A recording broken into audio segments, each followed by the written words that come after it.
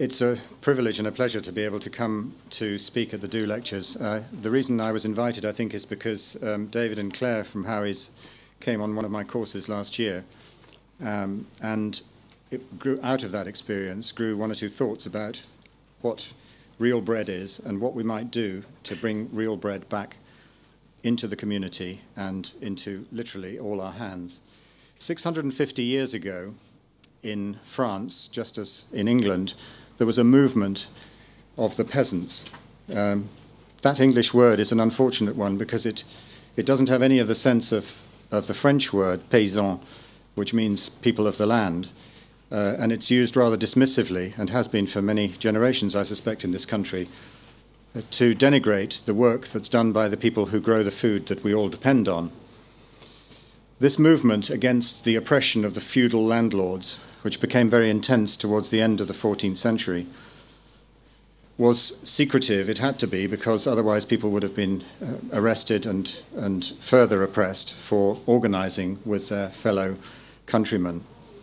And in order to facilitate communication between the activists, they used a code word, a password, and that was, or a phrase, it was "Le pain se lève," the bread is rising.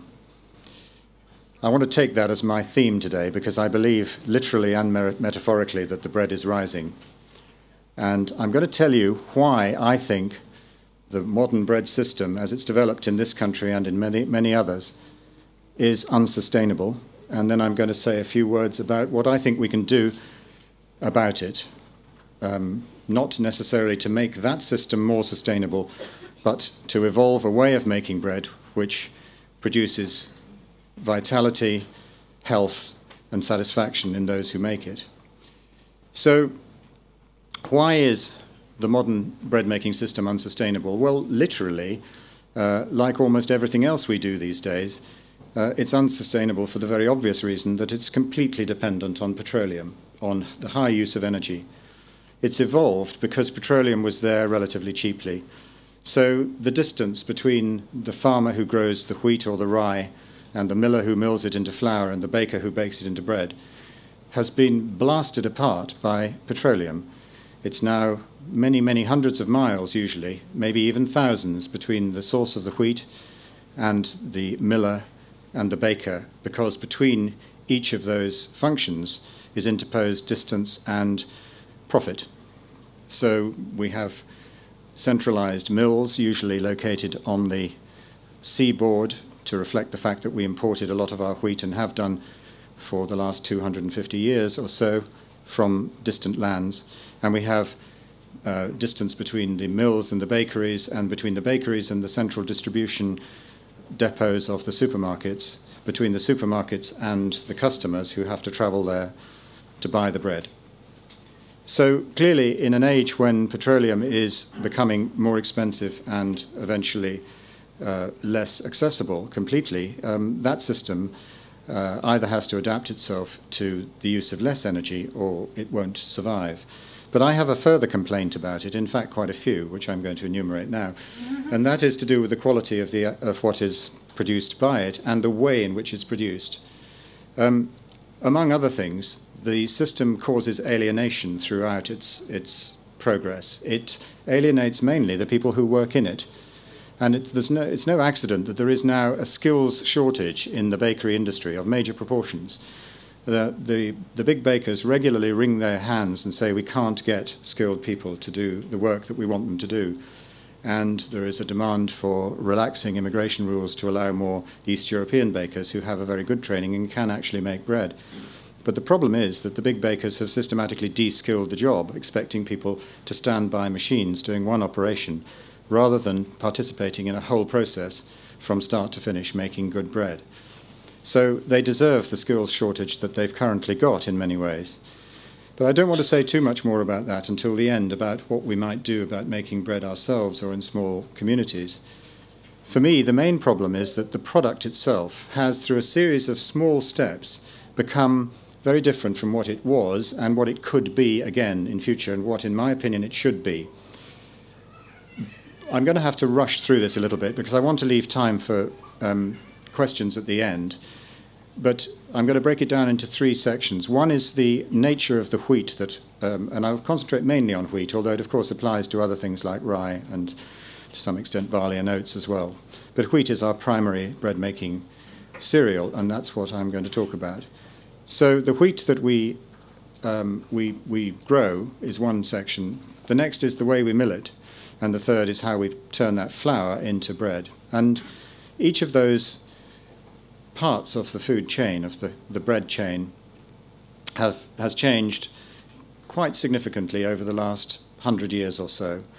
Milling began its change a little bit more than 100 years ago, but the other main changes have taken place really since the Second World War. And when I say change, I mean that by a series of little steps, really, each of which seemed quite rational at the time, which were, in a sense, intended to produce laudable aims like an increase in yield or productivity, or a reduction in cost to keep the price down to ordinary consumers. But each of those has been won with the assistance, of course, of high energy input, but also at the cost of certain steps which we now know have fundamentally altered the vitality and the digestibility of the product that we know as bread. So far from being the staff of life, it is, in fact, something that many people pretty much systematically avoid eating. And it is strange to me that an industry which is presiding over a long-term decline in the sales of its product should be so resistant to a message which points out to them why it is that people don't like it, because it gives them tummy ache or it makes them even iller than that. So, what have we done to the wheat? Well, if you're a farmer in this country, you have access to a list of cereal varieties which is presided over by the Homegrown Cereals Authority, and it lists the recommended varieties for milling and baking for human consumption, and also those for animal feed, for feeding to pigs and chickens and so on. And this list is divided up into quality criteria. So you can read the name of a wheat, Paragon, for instance, and you can then see its yield against the average. You can see its straw length being very important, because in highly intensive chemical systems, which involve a lot of soluble nitrogen, long-strawed varieties of wheat tend to fall over. There's too much vegetative growth, and they can't stand up to the wind and the rain. So the breeders have progressively reduced the height of the straw so that they stand up better. And of course, there are chemical straw stiffeners that are sprayed on as well, just for good measure. Now, the next column would deal with something like natural resistance to pests and diseases, because, of course, as soon as you kind of up the ante in terms of productivity of the grain, make it produce more, if you like, then those grains are more likely to be prey to incursions from pests and diseases. So you want to breed in as much natural resistance as you can, and where that fails, you have a plethora of fungicides and insecticides to give you the backup that you need. And then there are things like the quality from the point of view of milling. Is it suitable for bread making or for biscuits or for cakes and that kind of thing? So you can choose the variety if you're milling for a particular, growing for a particular miller who wants top quality bread making flour to put into his grist, then you would choose a variety which performed well according to those criteria. And then there's a sort of line, and below that you have a series of varieties which are suitable for animal feed production. And guess what? You have all the same criteria, but there's a new column appears there. It's called nutrition. And it says whether or not these things are rich in certain micronutrients and how they perform in terms of digestibility for the pigs and the chickens and the cattle that are going to be fed them. But that column is absent when it comes to human beings. And so it's hardly surprising that in selecting wheats progressively, generation after generation, with quite aggressive and cutting-edge plant breeding techniques, we have evolved wheats which actually perform very well in terms of the criteria that have been set, but they just have forgotten about the final purpose of the bread, which is actually to nourish people. At least that's my take on it. I don't know if you agree. Sometimes I wonder, when I read the publicity, the sort of internal publicity of the baking industry, whether they actually really think about the final consumer in any other sense than they're a person who takes a square-looking object off a shelf.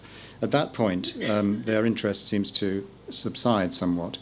And the notion that bread is something which one might actually recommend people to eat less of in the expectation that less would be better for them, is a notion so hateful to them that they try to dismiss the sort of message that people like me are bringing as the ravings of left-wing loonies and such like.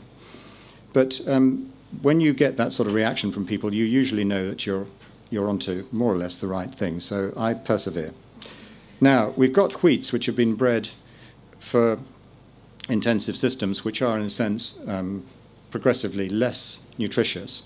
And by way of evidence for this, I want to quote you just one study. You may think that this is a shameless commercial opportunity that I've given myself here to promote my book, but actually there is a serious reason that if anybody is interested in checking or following up any of the claims or contentions that I'm making here, then the evidence is actually referenced in the back of the book. So I'm not just sort of throwing these things out. But there was a study done in France which very simple, it took organic and non-organic grains grown in the same place at the same time, same area, I mean, and it milled them. There were, I think, 3 varieties, tested them as grain and then as flour. And it milled them in 2 different ways. One was through stones, the traditional method of stone milling, and the other way was through roller mills. And roller milling is a more complete method of separation of the grain into its constituent parts, which was brought in at about 1870 and has become ever more sophisticated, so that the miller can prise apart the wheat grain and do extraordinarily clever things with all the fractions. Extraordinarily clever usually means leaving most of the non-nutritious white bit for the human beings and feeding the rest to the animals, or selling them to the pharmaceutical industry for the vitamin E and that kind of thing. But you get the general idea. Technologically very clever. They do it because they can, and they don't think what the end result is, which generally speaking is nutritional impoverishment. Okay, some gets put back in, and some whole meals are reconstituted out of this flour, but in general, roller milling produces a more damaged product than the traditional stone milling, which simply grinds the flour up all into one and produces a whiter flour simply by sieving out some of the coarser bran particles, leaving in quite a lot of goodies. Now, this study showed that the roller-milled non-organic wheat was 46% less rich in magnesium and 50% less rich in zinc than the organically grown stone-ground wheat. Now, those 2 micronutrients were chosen. They did analyze 1 or 2 others. I think iron and calcium were also involved, but I chose to highlight those because they were very significant differences between a method of agriculture and a method of milling, feeding through into the quality of the food. And, of course, those 2 micronutrients are now, as we know from fairly recent study, very important to human nutrition. In fact, they appear in the government's guidelines, certainly zinc does, and I think magnesium does, for sort of minimum levels for children's nutrition. And many doctors are aware of the importance of them in getting better and healing. And indeed, most groups in the population, according to government figures, are deficient in magnesium at least, if not zinc. So these are important things which we are losing from our wheat, or have lost, by the way that we grow it and the way that we mill it. If we come on to the way in which we make it into bread, then here perhaps the biggest change that took place was the invention of the now infamous Chorleywood bread process. What did they do? Well, with absolutely noble and honourable intentions, the scientists there set out to try and increase the quantity of homegrown, UK-grown wheats in the national bread supply, because up until the Second World War, and indeed in the period immediately afterwards, we struggled seriously to get enough grain coming in, particularly when U-boats were sinking all the ships coming across the Atlantic, to make our bread. And we were dependent on the high-protein wheats that came from Canada, the United States, Australia, and so on. And this technological challenge which was set to them, in cahoots with the plant breeders, was to up the quality of British grain so that it would make a loaf of bread. The problem was that the method chosen was to try and emulate a particular style of bread, or to reproduce it, using a higher proportion of English wheat, and that bread was the familiar sliced white bread made in a tin, which was the favourite of most people in this country, and to some extent still is, although its popularity is declining. And in order to make this possible technically, the Chorleywood bread process did 2 key things, perhaps 3 really. It reduced the amount of fermentation time to 0. There is a concept in baking called a no-time dough, which means that you don't allow it to rise at all except for that small period of time that it's in the tin, when you can't help leaving it to rise, otherwise you get a rather shrunken loaf. And the guys with stopwatches and clipboards can't do anything about that one, except to ask the bakers to put larger quantities of yeast in, which they have done in order to make it rise even quicker, to get the whole thing through as fast as possible. But the other thing that they did, key thing they did, was to use certain additives to condition the dough, to make the gluten, that stretchy stuff that makes the bread rise better and hold more gas, more stretchy, more resilient, so that it would actually stand upright and, as one wag put it, make water stand upright more effectively. Because that was another thing, adding lots of water in the dough, it being cheaper than flour to sell to the public. All this was made possible by an intense use of energy, so that dough is mixed a ton at a time or more in very high-speed mixers under vacuum sometimes for 3 minutes. And the energy input is phenomenal, and that reflects the whole sort of energy footprint of the baking industry, which, including the transport involved, is quite significant, and of course a major problem now in terms of cost of power. Now, what is wrong about the additives? Well, had I been giving this talk 15 years ago, I'd have been telling you about and perhaps complaining or criticizing the use of chemical additives like potassium bromate or azodicarbonamide and various other strange-sounding things, which were used as oxidants and emulsifiers and so on in the dough to make it improve it, as they say, and to make it stand upright better. And I can't do that anymore, because those have been, after several decades of regulatory approval, have been withdrawn as being carcinogenic. Such is the fate of regulatory approval by scientific committees. Because, of course, they tend to look at toxicological models of safety, feed a lot of stuff to a rat in a laboratory. If it doesn't keel over fairly quickly, it's passed as safe for human consumption. I'm caricaturing slightly, but there is generally speaking, no attempt to look at either the long-term effect of additives or their cocktail effect in association not just with other additives that there may be in the product, but also with the other foods that people may be eating. And this is an important issue, because the generation of additives that replaced the chemical ones that were banned towards the end of the 1980s, I should say, were enzyme-based. And these have certain very interesting effects. From the baker's point of view, they have one massive advantage, and that is you don't have to tell the people that you're putting them in. They aren't declared on the label. So you all, if you go and eat 95% of the bread that's made in this country, probably uses enzyme-based improvers now. So if you go and eat an ordinary loaf of bread from a shop or a bun from a burger joint or whatever, it's almost certainly been made with the use of not just one but several enzymes. Now, these enzymes we'll just leave aside, because we haven't got time to talk about it, the issue that several of them may well have been genetically modified. But it's more important to understand that nobody really knows what the effect of those is in conjunction. We know that they have the ability to make the bread rise better and to stay soft for longer, quite prodigiously longer now. Traditionally, a loaf of bread would last for 3 or 4 days before it began to get a little bit harder, and that was when we used it for toast or for croutons or crumbles or stuffings or various other uses that our culinary tradition had developed over many years.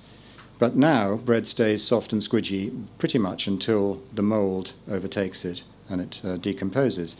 I've done a test with this, actually. I used to carry with me to events like this a loaf of, well, I suppose I might as well say the brand name, Kingsmill Crusts Away, it's called. The loaf baked for kids, because kids are supposed to not like their crusts, or parents are too frightened of their children to tell them to eat them or something.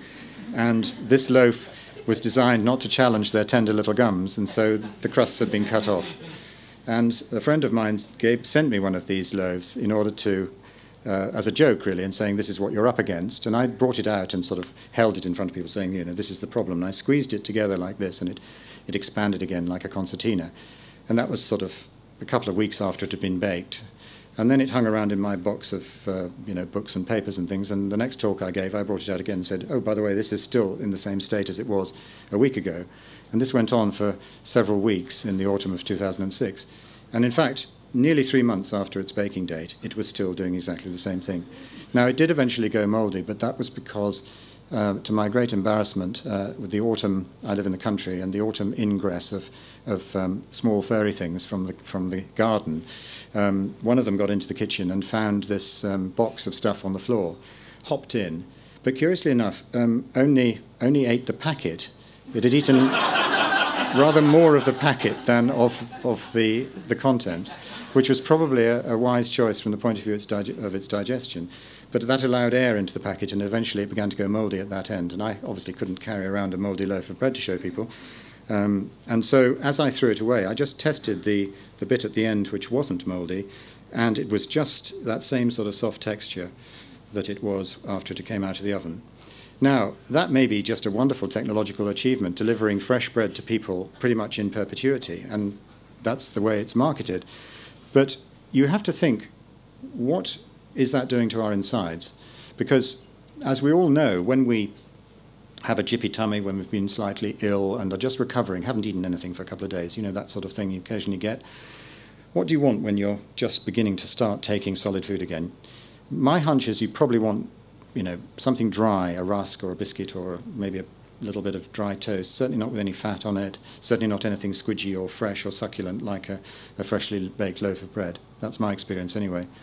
And the reason is that the starches in a freshly baked loaf of bread are, as they say, cross-linked, and the proteins as well. There is a sort of joining together of the molecules so that they are more, it takes them longer to break down. And that's the state, that sort of joined together, gluey state, that the enzymes actually force them to stay in for several weeks or months. And that means that every mouthful of that stuff poses a bigger challenge for your stomach, digestive enzymes, to actually break down. Now, it so happens that one of the enzymes which is commonly used in the food industry, and particularly in that section of the food industry that likes to make its living by agglomerating small pieces of protein, you know, the sort of turkey Twizzler kind of thing, or mechanically recovered meat, sort of squidging rather unseemly stuff into some sort of shape and selling it as something suitable for children. That's the kind of thing. They often use a cross-linking enzyme called transglutaminase from a synthetic source. It's also a biological agent in the human gut, actually, in another form. But this transglutaminase has been shown in combination with wheat protein to actually turn the wheat protein into the most problematic form for people with wheat intolerance and celiacs and people like that who can't tolerate gluten at all. So this is what I mean about the cocktail or the unpredictable effect of using this kind of food additive. And most of our bread is now made like that. So the use of additives, and particularly hidden ones, which nobody is given the choice of adopting or rejecting, is one key aspect of modern bread, which I think needs to be revealed and stopped if at all possible. But I want to just say a little bit about the role of time in fermentation, which I alluded to before, because the no-time dough, or the short fermentation of Chorleywood bread, and virtually all the bread that is made commercially on large industrial systems today, we now know, from research that's been done only in the last 5 or 6 years, really, we now know has various pretty negative effects on the quality of the bread. For one thing, the process of fermentation allows the action of certain beneficial bacteria in the wheat dough and rye dough. These are called lactic acid bacteria, or Lactobacilli, and they are really the most remarkable organisms. It's not surprising that a lot of research is being done to them now. Most of it, I have to say, is financed by an industry that wants to get active compounds out of it, sort of what lactobacilli can we use to generate nutritional supplements or other sort of food conditioners that we can put into processed food, a side of food which I don't think need concern us very much here. But lactobacilli in their natural form, as they work in a long fermented bread or what we call sourdough or a leaven, which is just simply a flour and water mixture which is allowed to spontaneously ferment for hours or days, those lactobacilli can do remarkable things. They can increase the amount of certain important nutrients that are available to the human body. Just to take one topical example, folate or folic acid, which we are being threatened with mandatory fortification of all our flour with folic acid in order to stop a fairly small number of spina bifida births in young women whose folate status is low because they eat an inappropriate diet. The issue is that if you ferment bread for 6 hours instead of 0 hours or half an hour or something, in other words, you increase the fermentation period, not sort of excessively, but within the bounds of what used to be quite common in bakeries, you double the amount of folate that is available to the person eating the bread. So that's one very simple remedy that could immediately transform, if everybody practiced it, the amount of folate that people were getting from their bread in this country. Oh no, we have to choose the fortification, the chemistry set approach, because to do the other would be to challenge bakers to look at their systems and to argue the case for a more wholesome and restrained and less time and profit orientated system. And of course that would offend against the great god of competitiveness, which we all worship. So the lactobacilli can do that. They can also create substances, or rather guard against substances which are naturally present in the flour, like phytic acid, which locks up certain minerals, or acrylamide, which is a carcinogen which can form in the crusts of certain breads when they're baked hard or toasted. So these things can be reduced just by the presence of the products of a long fermentation. And then they have certain sort of accidental or incidental other benefits which are highly apposite and relevant, like, for instance, the fact that breads made with a long fermentation in the presence of lactobacilli can always have a lower glycemic index, which means that they get into the bloodstream more slowly when you eat them as bread, and therefore they have a higher satisfaction quotient.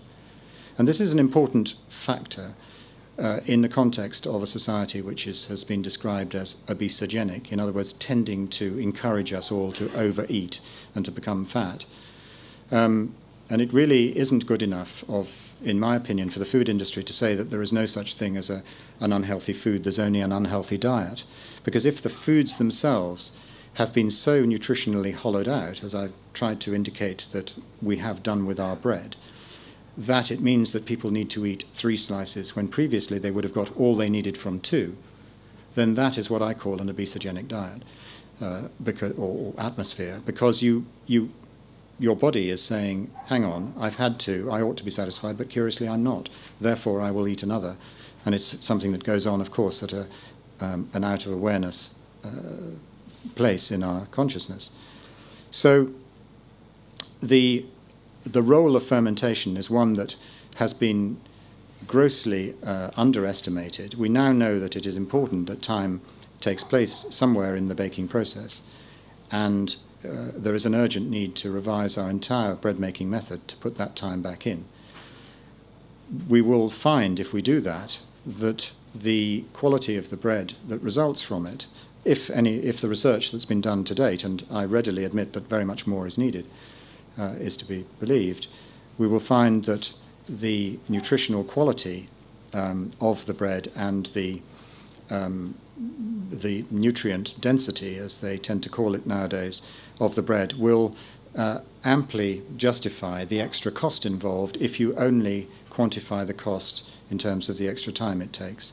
And really, the time argument in terms of industrial production is one that I'm sure is not beyond the wit of production managers and technologists to overcome. So there is a solution, I think. But actually my main contention is that this bread that we've now succeeded in creating, this wonderfully efficient, low-cost, ubiquitous, tasty, soft forever, in some cases fortified, wonderfully varied product that we now have in our supermarkets, is actually probably something that we should systematically avoid in order to improve our health. And I'm going to suggest 1 or 2 ways in which we can do something about that. My contention is that what we really need to do is, to put it into sort of a catchphrase, if you like, is to bring bread back to life.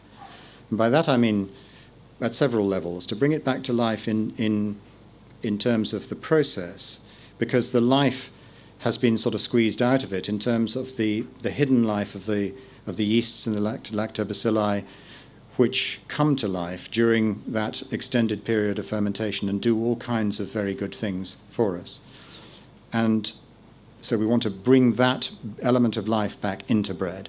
But we also want to bring it back to life in the sense that we want to make bread serve life in two important senses: the life of each individual who consumes it, rather than being problematic for their digestion or nutritionally so denuded that they need to eat too much of it or whatever, but also back to our lives as social human beings, because bread has been grossly commodified. It is very rarely now the subject of home manufacture or community celebration. It is something that we go into the supermarket, we know the value of very largely, and occasionally it's the subject of vicious price promotions which bring it down to well below the price of a postage stamp.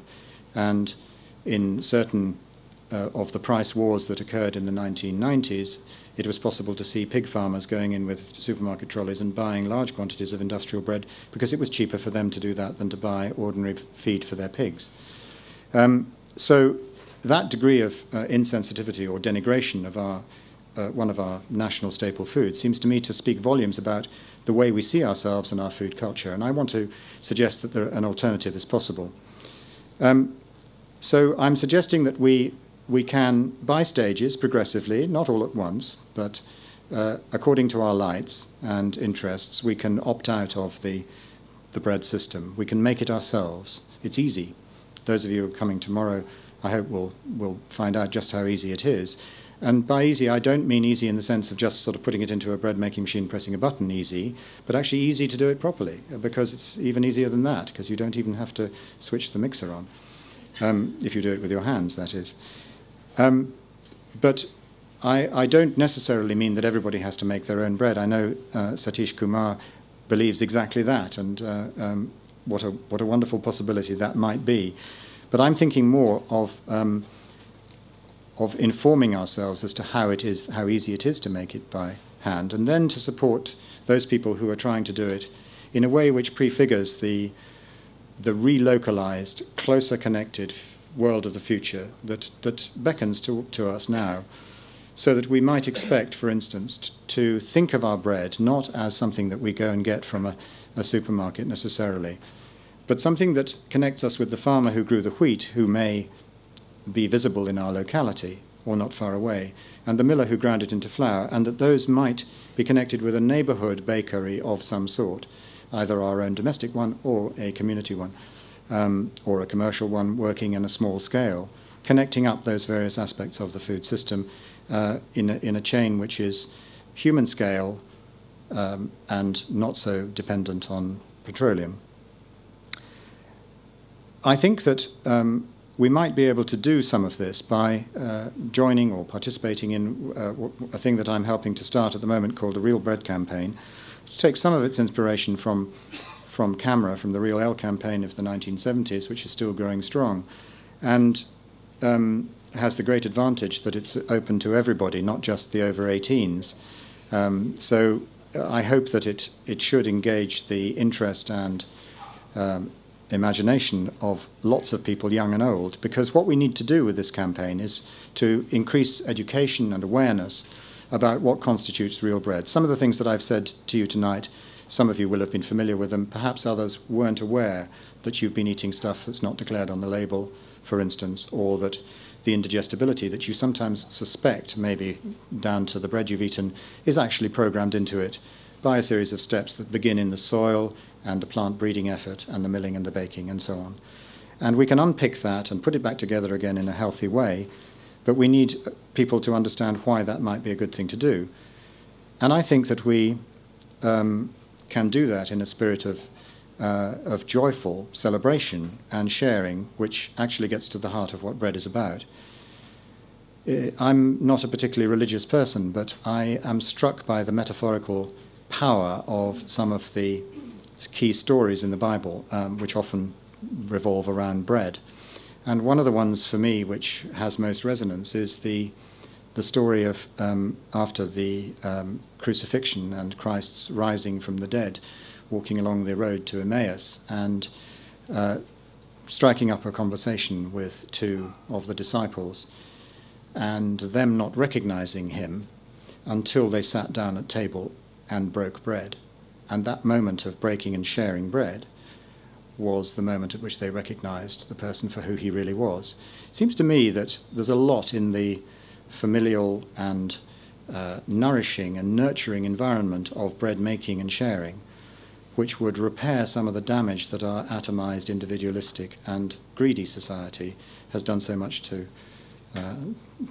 encourage. So I would like to see people sharing. I'd like also to appeal to the activist mentality which I suspect is in the audience to some extent anyway. I have one or two ideas for fast-tracking an awareness in the public of the hidden ingredients in bread. It's called the Stick One On Them campaign. It's very simple, really. We know that there are additives in bread, enzyme additives and other compounds of a similar kind, which get under the radar because the law says they don't have to be labelled, but they are used in bread manufacture. So let's go out there with the information printed on little blocks of small Post-it notes, and every time we go into the supermarket we can peel off a few and stick them onto the relevant loaves of bread, just as a completely free public service to inform the public as to what is really in the bread. Now, of course, we would combine that with an appeal to resellers of bread, supermarkets and so on, to come clean about what actually is in the bread and the possible effects of eating that sort of stuff. I see no reason why that should be contentious or illegal, but no doubt somebody might object to it. But it would be part of an awareness-raising campaign which would, I think, gain some publicity and also satisfy the desire for instant action that some people have.